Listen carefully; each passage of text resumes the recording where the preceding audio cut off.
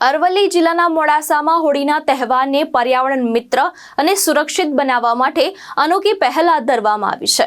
પ્રાકૃતિક ખેતીના સમર્થક અરવિંદભાઈ પટેલ દ્વારા ખાસ કરીને કુદરતી સામગ્રીમાંથી બનેલા રંગોનું વેચાણ શરૂ કરાયું છે, જે કેમિકલ મુક્ત છે અને ત્વચા તથા બાળકો માટે સંપૂર્ણ સુરક્ષિત છે। અરવિંદભાઈ પટેલે તેમની ખેતીમાં ઉત્પાદિત કુદરતી ફૂલો અને શાકભાજી જેવી સામગ્રી જેમ કે કેસુડા, સરગવા, બીટ અને પાલકનો ઉપયોગ કરીને રંગો તૈયાર કર્યા છે। આ રંગો પર્યાવરણને નુકસાન પહોંચાડતા નથી અને ત્વચા પર કોઈ બળતરા અથવા તો એલર્જી સર્જતા નથી।